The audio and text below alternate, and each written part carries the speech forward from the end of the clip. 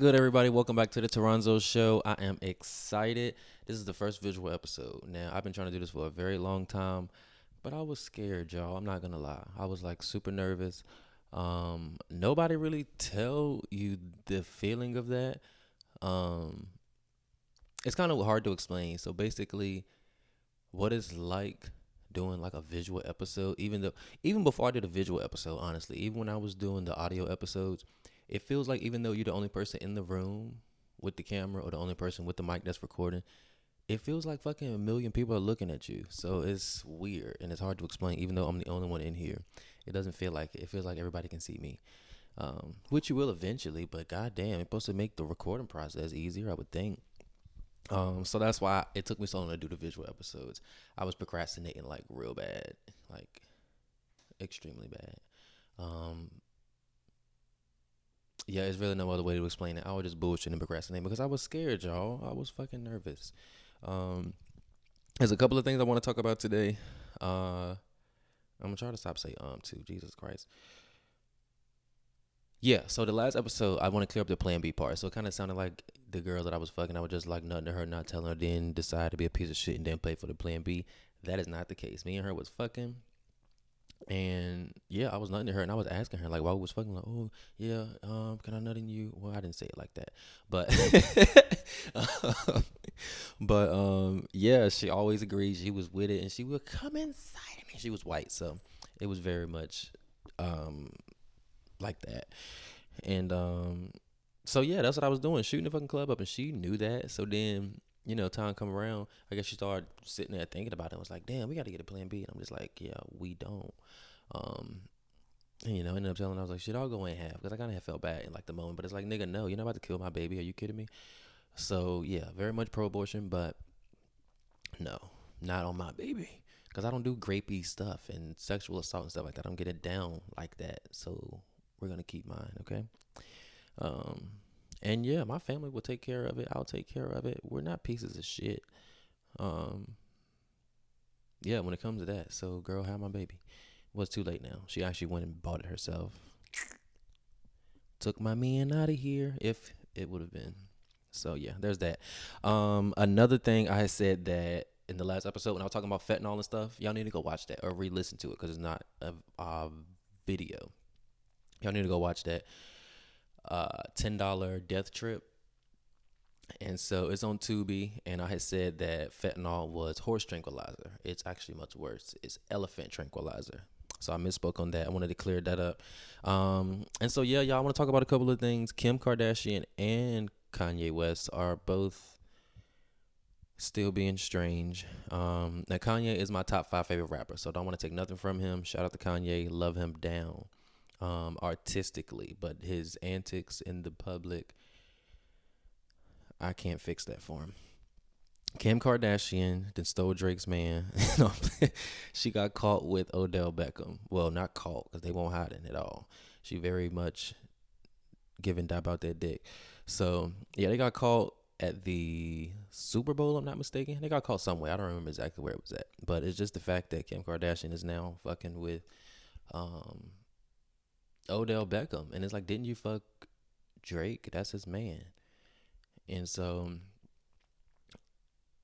that's a little weird to me.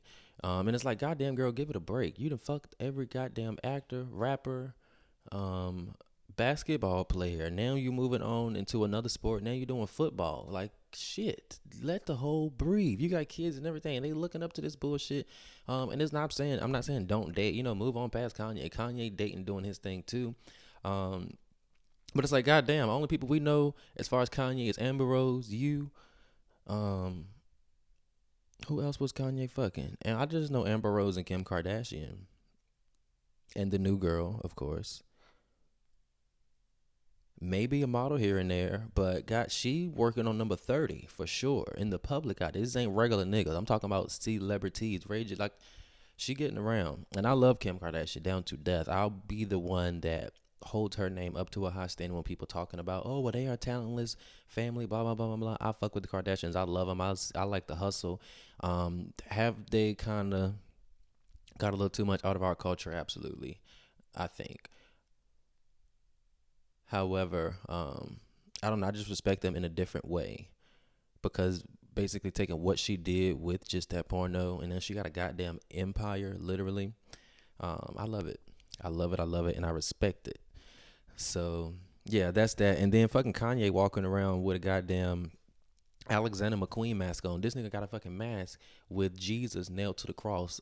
Like literally, you wearing G. If you put the mask on, it covers your face, ski mask tees, but it has Jesus on the goddamn front of it. I wish I could pull up a picture. I don't know if I can do that or not. Um, but yeah, what the fuck is wrong with y'all? Sit down somewhere and go make TikToks with North. I don't know what to tell you. I am excited about Beyonce's new era. She is moving on from house music, which was the Renaissance, and now she's doing Act Two, which is country music, and I really like that because I like to see people go into like different avenues of music, especially me being like a big Nicki Minaj fan. You know, she's done every goddamn genre you can think of. I don't think there's a genre that Nicki has not done. So I'm excited for Beyonce to tap into her country bag. I know K Michelle was also in her country bag recently too. So shout out to K Michelle. I haven't heard her music because I never really listened to K Michelle's music, and there's no shade to her, but people just don't play it around me. Maybe when I was growing up, you know, my mama played like the super sad songs, but outside of that, I don't really listen to her. But I love her. And I like Texas Hold'em. I wasn't a big fan of 16 carriages. It was too slow. I'm not really with that sappy shit. I'm not gonna lie. I like Texas Hold'em. It kind of gave you a little. I can see me in the Eagles Nest in Norfolk, Suffolk, Portsmouth. I forgot where it was. Eagles Nest. And yeah, doing like a cute little line dance too. I know they eating that the fuck up. All the country bars. It's like, wow, Beyonce gave us one for the blacks. Now we can do a line dance to that. So yeah, shout out to that. And then another thing, people was talking to shit about the house music, you know, the Renaissance album. I don't understand how that's even fucking possible. And they were saying, oh, she made it for the gays. So what the fuck, what if she did? What you got to consider too is house music was around before the shit that we listened to was. So yo daddy, uncle, granddaddy, all of them niggas was listening to house music and dancing, having a great time. So was that for the gays too? I don't think so. Shut up, you loser. What else I want to go into? I had a really good Valentine's Day. I'm also looking at my phone right here. Y'all, I got DoorDash on the way. Smashing Eats ATL. That's the only thing that I've really liked since I've been here outside of Virgil's. But anyway, back to Valentine's Day. So Valentine's Day, I did have 2 Valentines this year. Not on no whole shit, but you know. So yeah, the first one we went to Putt Shack, which was really nice. Putt Shack is basically like a mini golf, but it got like cute little designs, and I don't know. You just gotta look it up. They got like it's mini golf, and one of them was like beer pong, like you hitting the golf ball into like a beer pong kind of thing. One of them go all the way around. It's like just like a little cool, little quirky, weird shit, but it was fun. I really liked it. We had a good time. Um, and I hadn't been out in a while. Like I've been in the house for fucking 2 months, damn near. Basically since I moved to Atlanta, I have not really been out. So that was fun. Then we went to Our Real Tacos. That food was good as a bitch. Not a lot of people. One person that I know was talking shit about them, but I liked it. Um, and no shade to you, because I know you know who I'm talking about. And so yeah, we did that. Came back to the crib. We played pool. I got him a flower and balloon, and yeah, it was a really nice Valentine. I had to have Valentine in like fucking 4 years because niggas suck, or either I kind of feel like most niggas that I start dating is usually around like March, so it just never lines up with Valentine's Day. So that was fun. Then the next day, I went on another Valentine's date, and we went to Virgil's. Really, really nice. It's a restaurant. The food was good. The food was fucking amazing, actually. I'll give them that much. Because, like I said, a lot of places here been kind of shitty in Atlanta, but Virgil's was really good. The drinks was good. Before we went to Virgil's, we actually stopped by Cirque de Bleu, which is a seafood restaurant. Did a cute little happy hour, slushy moment. And then, yeah, we just talked and stuff. And then we came on back to the crib, drank, smoke a little bit more, and vibed on out. So, yeah, I had a really good Valentine's. And I don't know, that's kind of weird to say because it's been so long since I had one. So, yeah, that was that. And then another thing I do want to talk about, too, is it's kind of like weird for me going at like a normal pace, I guess, in like relationships. Like I forgot that it's like okay to like date. It's okay to like be friends, chill out, get to know each other. Like y'all don't have to, just because y'all is, you hung out the last week for 5 days in a row. That doesn't mean y'all go together. And that's kind of how the mindset that I was kind of put myself into, where it's like, God damn, nigga, get to know the person first. You don't even know if you like them or not. You don't even know them enough to like them.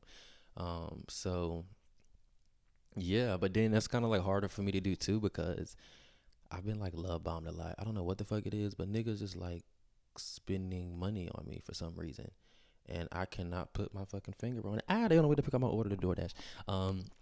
But yeah, they just like spending money on me. Like the last couple of guys I was dealing with, I'm talking about every single day they taking me out to breakfast, not letting me pay for nothing. They taking me to dinner, shit, breakfast, then we go to fucking dinner. Then they taking me, from club to the movies to the boom to the boom. We out here, look, here, take my card. Here, take my card. I will offer to pay. They won't let me pay for nothing. So it's like it's fortunate enough, and I'm kind of like used to it psychologically. Not knowing whether they kind of using that to reel me in, because I'm like, okay, I'll just buy him some, then he'll just do whatever, he'll whatever. Or if they're doing that because they actually like me or not. And that's kind of like hard for me to differentiate, because I was raised as the only child. I have brothers, and I got brothers, but they were raised together in a separate house. So me and my mama was in, another house. They was raised mostly by my dad. So I was raised as an only child. It still felt like so. My mama was fortunate enough to where there was a lot of instances where she never really told me no. And my mama used to spoil the shit out of me. I'm talking about every single holiday. Well, she still does to this day. Every single holiday. She get me some fun fucking New Year's, Valentine's Day, Christmas, Pride, every holiday you could think of. My mama that's my dog. And she used to do the same thing too. She's always take me to like little restaurants to like good food and stuff like that.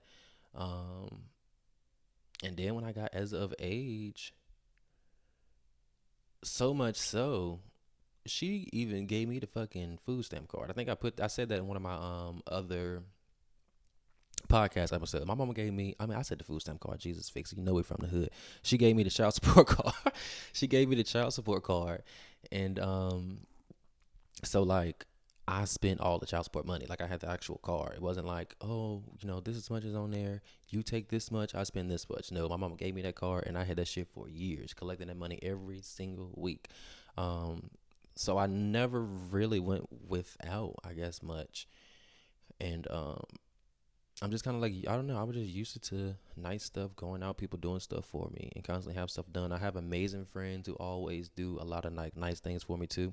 So it's just kind of natural for me to like be open to accepting stuff like that. But it's just like on the back end of it, all right, look, they might do this X, Y, and Z for you and then throw it back in your face. They might do X, Y, and Z for you because they just fucked up and you just found out, and they think it's going to make you, make it a little better. So that I'm very grateful for the people in my life right now where it's like, okay, breathe, take your time. We're going to take this one step at a time. We're going to get to know each other first, and we're going to figure this shit out at a more comfortable pace. But I also don't feel like, don't get it twisted. It doesn't, just because I say that doesn't feel like that they are, I guess, neglectful in a way, or that they're like kind of tricking me into, well, I don't do this nice stuff for you like they did because I don't really like you. Just like, no, everything feels natural. It feels good. So I'm just thankful for it. We're going to go back to that another day. I do want to talk about how weird fucking the younger people are. These motherfuckers literally sit on FaceTime, my brothers included. They sit on FaceTime all day long in relationships. I'm talking about they wake up on FaceTime. They walk into the store on FaceTime. They at work on FaceTime. They take a shower on FaceTime. They get fucking home from work, and after the shower, throughout the night, they watch TV shows together on FaceTime. They sleep. This would fuck me up, which I seen my brothers do it, like a couple of years ago. These motherfuckers literally sleep on FaceTime. Like there is no individualism whatsoever. And I asked one of my homeboys who like my brother's age too, and I was like, why the fuck do y'all do that? Like y'all don't have like no chance to breathe. There's no chance for y'all to like be yourself. Y'all literally always together on fucking FaceTime. And he was like, yeah, well, that way ain't gotta worry about motherfuckers. What did he say? He was like, yeah, well, motherfuckers be out here doing anything. At least if we on FaceTime, then I know you ain't doing nothing. It's like, damn, y'all that fucked up and insecure in the younger generation that y'all literally have to watch each other's every goddamn move. You might as well get a fucking Ring camera and put one in every fucking aspect of the house and watch them like that. You fucking creep. It's giving Peep and Tom, and y'all are fucking sick and you need help. I don't like nothing about it. I don't like nothing about it. I do that kind of stuff with my best friends, my parents. Sit on FaceTime for a long time, but like, girl, what? Sit down somewhere. Go read a book or I don't know, talk to yourself in the mirror. Let that stop. I can't even get my words out. Jesus. Um, I have been going out. Like I said, I went out. Valentine's Day, but then other night. Oh wait, this was last night. I was fucked up. Last night I went out and we went to bar hopping. We went to Bulldogs. We went to Friends. We went to Traffic. We went to some weird place that charged us $32, and it was like an open, strange warehouse.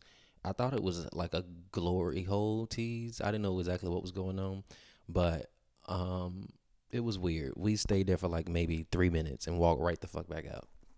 And then we was about to come on back to the crib, and then the Marquette. We did the Marquette, whatever. And then it was like, oh, well, let's go to Tokyo Valentinos. And y'all know what that is. That's like the thing with the sex dungeon and the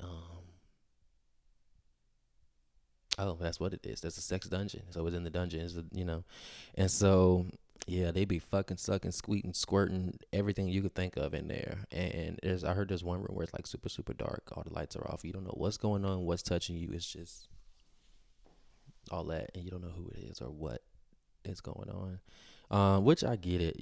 I've been a whore at one point in my life, but I don't think I get behind that.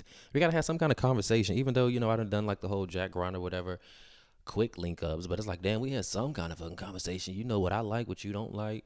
This is off limits, but this is you just straight in and right in your mouth. You don't even know what's going on.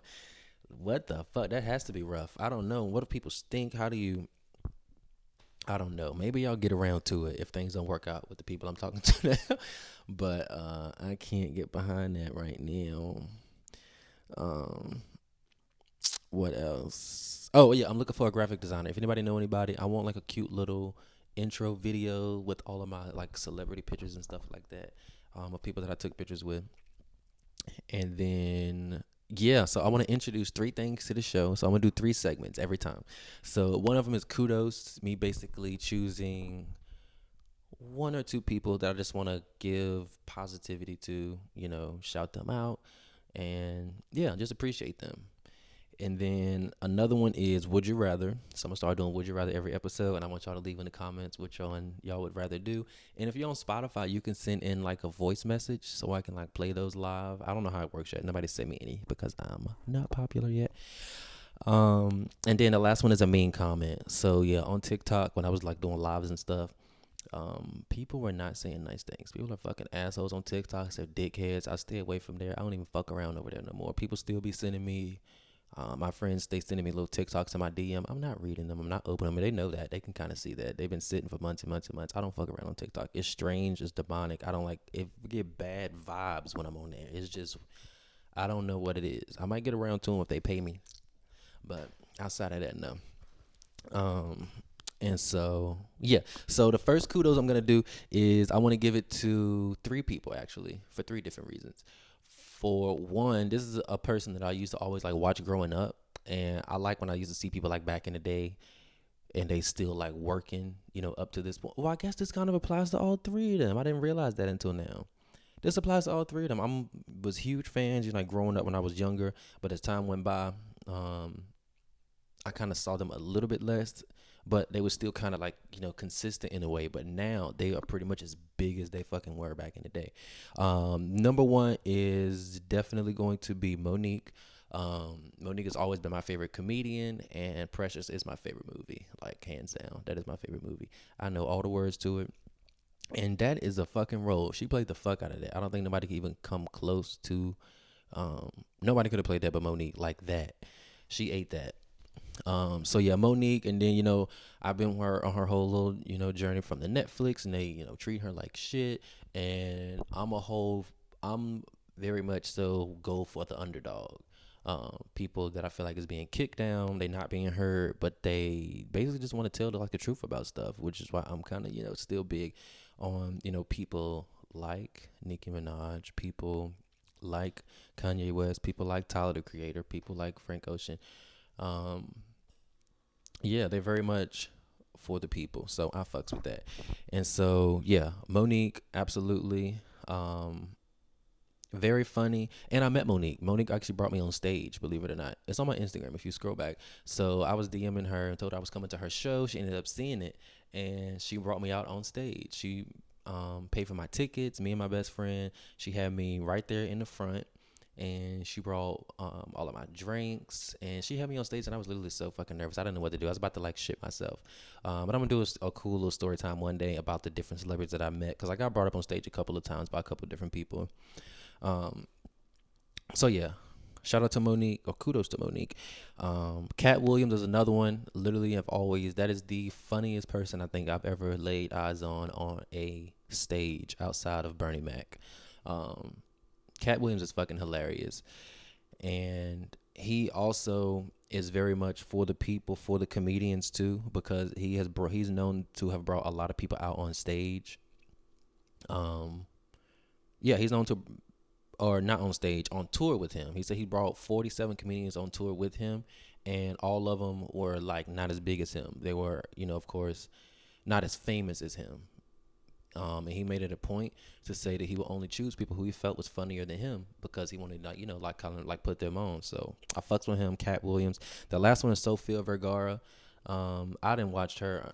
Well, I'm sure y'all know, everybody, you can't not see her. And this bitch is so goddamn big. When I even started walking or working, I was working at Rooms to Go. I didn't even know Sofia Vergara. She got a goddamn furniture line, like furniture, chairs, called the Sofia Vergara Collection. I think that's what the name of it is.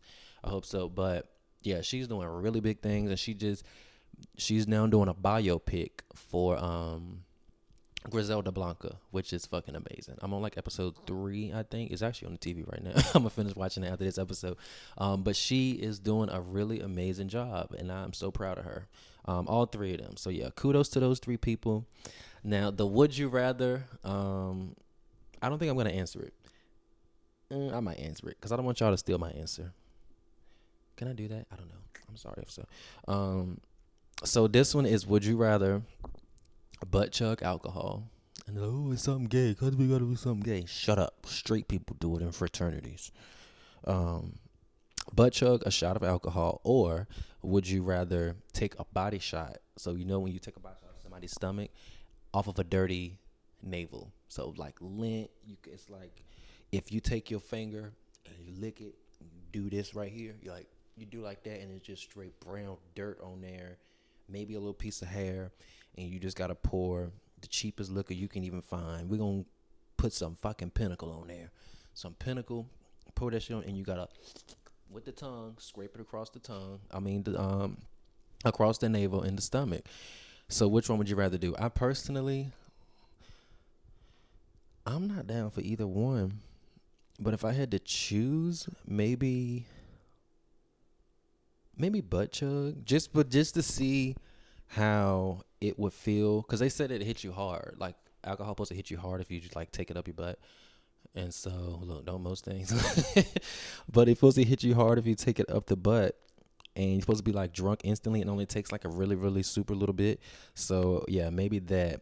And I'm kind of running out of time, y'all, so I'm trying to hurry up. The main comment that I got, I screenshotted it. He said, "You're an ugly man, but I bet you'd be a pretty bitch." That's what he said to me. The last little thing I'm gonna leave y'all with, because I'm running out of time. Yeah, I'm running out of time. So the last little thing I'm gonna leave y'all with, well, 2 things. One, I want to explain what a side is. So basically, in the gay world, there is top, verse, bottom. Top, you give dick. Verse, you take and give it. Bottom, you take it only. But then you have people like me, and I've always been kind of curious about it. I will fuck you down, but I don't really have to. I'm very much okay with just doing oral stuff, nipple play, body kisses, feet rub, massage, and then we rub one out. We don't have to fuck. So that is called a side. It's called a side. So top, bottom, verse, side over here. So that's where I'm at. I'm a side. And but don't get it fucked up. I don't know. Am I really a side? Because I would still fuck you if I like you enough. So I don't know. But I prefer side activities, if that makes sense. Yeah, I prefer side activities. And yeah, so that's pretty much gonna be it for today's episode, y'all. I did have a little story time I wanted to talk about, but like I said, I'm running out of time. I basically got tricked by a trans person and a trans man specifically. I got tricked. So that's gonna be the next thing we talk about. I was very upset and I was honestly offended at how it all went down. Um yeah, I was very offended how it all went down. But it also makes me realize too, a lot of you niggas, they'll be claiming, the trans woman tricked y'all. That's bullshit. Because most niggas I know, before they even step foot into some pussy, they gonna do this right here. Smelling it, see what's going on. They gonna feel around it. Are there any bumps? How hairy is she? Um, Ain't nobody that fucking tuck. Not even Chris. Chris can't tuck that good. So it's bullshit. Y'all are lying. Y'all like fucking niggas, and that's fine. I mean, ooh, y'all like fucking trans women, and you probably like fucking niggas too. I don't know. It's none of my business, but I love y'all. Thanks again for tuning into the Toranzo show. Until next time, y'all. It's gonna be a little bit more structured next time, hopefully. But I feel like this was good enough. Fuck y'all. If you don't like it, don't tune in. But I still love y'all, and you should tune in, and you should cash at me because I'm still underfunded, unfortunately. Tax time, any day now, any day now. Um, but yeah, I don't have nothing else for y'all. I love y'all, and yeah, y'all come back for next episode.